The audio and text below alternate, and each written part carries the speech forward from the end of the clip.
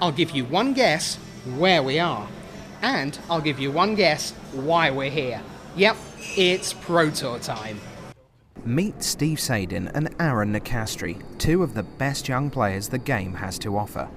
Sadin, wearing the rather fine black leather jacket he purchased at Grand Prix Buenos Aires earlier this year, is the Grand Prix Columbus champion. Hailing from New York, he's travelled the world with the game we all love for the last 4 years, developing a network of friends and rivals around the globe. For Aaron Nicastri, the reigning Australian national champion, his Pro Tour journey is just beginning. But with day one just around the corner, the two friends took time away from sideboard choices and metagame swings to see the sights of yet another awesome Pro Tour city, Berlin. Now that's a wall that couldn't survive a 1989 trampler. East meets West at Potsdamer Platz. Or should that be North America meets Australasia? Whether outside on the famous streets or inside a cozy restaurant, it's not long before the conversation turns to Magic and how their journeys began. The first time I saw people playing Magic, I was like 11 years old, and I wandered into Neutral Ground in New York. It was like this really big, like famous card shop, which at the time was owned by BDM, Brian David Marshall. And I showed up, I saw people playing Magic, and they were just like having a great time. It was like, actually like Chris Pikula, Zvi Mauschwitz, Mike Pistilnik. They were doing what I guess was like a 6 or an 8-man draft. And like I knew I wanted to play. I was maybe 12 at a mate's party, and he got out Magic cards, and we sat around playing a 4-person game, each for 20 life, and a whole bunch of cards, and slowly discovered little things about Magic. And I loved the game instantly, and endeavored to find out more about it and become better at it. First Pro Tour I qualified for was Pro Tour Amsterdam in 2004. It was a Rochester Draft Pro Tour. Like, showed up, first PTQ of the season. I made the semifinals, and then I lost when my opponent top decked an Allstrike. Allstrike is this 1-mana white instant that prevents all combat damage that a creature would deal.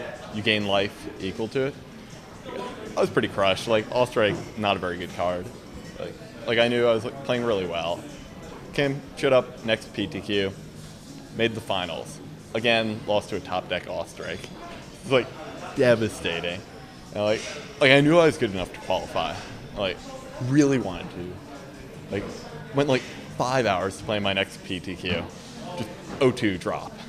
I was devastated. I figured, my luck had run out. I was out of chances. Hit up the next PTQ. Just wrecked it. So great. I first qualified was at GP Brisbane. I flew up to Brisbane after coming fourth in GP Canberra and PTQ Canberra. I flew up to Brisbane and took that PTQ out. I played many PTQs and came first just before the flights were offered, but couldn't get my way to London, so this was finally my opportunity to go. My first Pro Tour, Amsterdam, in 2004, I was 15 years old. I was so happy to be there and so nervous. I showed up, drafted not a very good deck. It was Rochester draft. I was a pretty good Rochester drafter, but my nerves were not with me at the Pro Tour. I was able to win my first 2 matches, feeling great. I was all right, maybe I can top 8. This would be great. Then, just lose my next 3. Out, really sad, but just want to come back. I just want to qualify for another Pro Tour. It's such a good experience.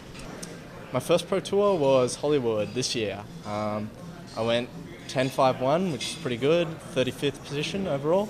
I was pretty happy. I wasn't so overwhelmed or so underprepared for the Pro Tour as many other players have been, because I'd been playing for so long and been at the top of Australian Magic and played many big events before. So it was just, to me, another Magic event with lots of big names. I think building a global network is really important. I talk to players from Portugal, talk to players from Australia, talk to players from Japan, it's all over. You just gotta have happens. Like, you're at Pro Tours, you're at Grand Prix, like, you're seeing these people all the time. You know, you start talking, all of a sudden, you know, you're emailing. You're, I don't know, emailing the Australian national champion, asking him about how to sideboard in Swans. When you're from Australia, it's probably the most critical thing to do. Because we're so cut off from the world, we need to try and develop these networks. We need to try and span out to get information, to get testing, to get a bulk, because there's just not people to really test with, to really build up your gauntlets with, to do all this work that you need to do before a pro tour. Like, my favorite place that I've been was Japan. I've only went there once so far for Pro Tour Kobe, about a year and a half ago, 2 years now. And I had a blast there. Like, Japan is so different and so interesting. Paris was the first one, Disney World. This is the second one, Berlin. Then Atlanta is next on the 16th. The week after that is GP Okayama, then GP Taipei, GP New Zealand, and then to Worlds in Memphis. I played in about 5 Pro Tours that I'd won qualifiers for, and I didn't do particularly well at them. Then I took a break from the game, came back, won Grand Prix Columbus, and 8 pro points. Like, I was like, all right, well, I guess I've just got to push it a little bit, get myself on the train, be able to play in every pro tour. Like, picked up a few more points at the team pro tour, picked up a few more points at Grand Prix, picked up a couple of points at Valencia, the extended pro tour last year. It's on 17 points. I figured, I have to get on the train. So, paid $2,000, booked a plane ticket to Australia. Yeah, that was it. Now I'm here. After having the decent score in Pro Tour Hollywood, I then won Australian Nationals, which put me up to 15 points. And 15 points with another Pro Tour Worlds and Teams puts me up to 20 points. So I'm already on the train to play all the Pro Tours next year. A preview of Sunday, Aaron Nicastri against Steve Sadin in the Pro Tour Berlin final. Who wins? Doesn't matter.